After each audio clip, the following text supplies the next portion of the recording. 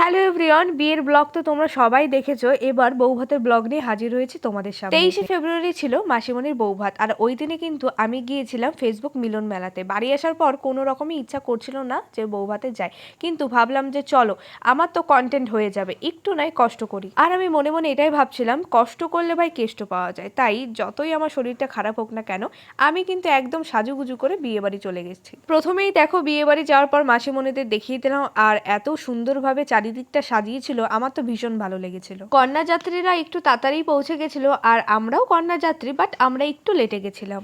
এই যে আমার বাহন, তো আমার বাহনকে কেমন লাগছে প্লিজ তোমরা কমেন্টে জানিও। তারপর আমরা গিয়েছিলাম একটু ফুচকা খেতে, বাট ফুচকা খেতে যাওয়ার পর দেখলাম যে আলু শেষ হয়ে গেছে। তো উনি আগে ভালোভাবে আলু মাখালো, তারপর আমরা ফুচকা খেয়ে আসলাম। আর আজকে মাসিমণিকে এত সুন্দর লাগছে দেখতে, কি আর বলবো, তোমরাই প্লিজ কমেন্টে জানাও। অনেকে বিয়েতে লেহেঙ্গা পরে, কিন্তু বিশ্বাস করো লেহেঙ্গাটা আমার খুব একটা ভালো লাগে না।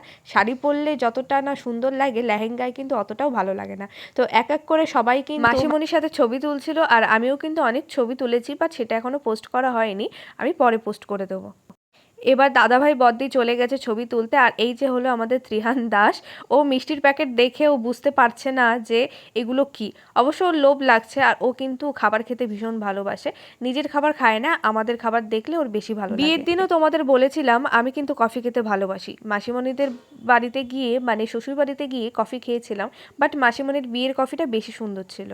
আর আমি জানো, মাত্র 5 মিনিটে মেকআপ করে রেডি হয়েছি, তাও মনে হয় আমি কি বলবো, টোনার ইউজ করিনি, কোনো ক্রিম ইউজ করতে পারিনি, শুধু ফাউন্ডেশন আর ব্লাশ লাগিয়েই চলে গেছি। তো আমাকে কেমন লাগছে তোমরা একটু কমেন্টে জানাও। বিশ্বাস করো, আগে থেকে যদি আমি জানতে পারতাম যে আমি যাব, আর একটু আগে যদি বাড়ি আসতাম, তাহলে শাড়ি পরেই আসার চেষ্টা করতাম। কিন্তু 6টায় বাড়ি ঢুকেছি, আর 6:30টার মধ্যে আবার বেরিয়ে পড়েছি। ওই যে তোমাদের বললাম যে ফুচকার আলু শেষ হয়ে গেছিলো, তাই অনেকক্ষণ দাঁড়িয়ে কিন্তু আমি আর মনে ফুচকা খেয়েছি। তো অ্যাট লাস্ট আমরা খাওয়া দাওয়া কমপ্লিট করে এসে বসেছি, আর আমার গা হাত পা এত ব্যথা করছে, সারাটা দিন রোদের মধ্যে ঘুরেছি, তারপরে আবার বিয়ে বাড়ি গেছি। প্রথম দিকে একদমই যাওয়ার ইচ্ছা করেনি, তো তারপর ভাবলাম যে না, বিয়ে বাড়ি তো খুব একটা পাই না, যখন পেয়েছি তো চলো যাই, ঘুরেই আসি। তো গাইস, আজকের ভিডিও এখানেই শেষ করছি। বেশি কিছু দেখাতে পারলাম না, কারণ শরীরটা খুব একটা ভালো লাগছিল না। খাওয়া দাওয়া করার পরেই চলে এসেছিলাম। তো গাইস, আজকের জন্য এইটুকু। দেখা হচ্ছে নেক্সট ব্লগে। টাটা।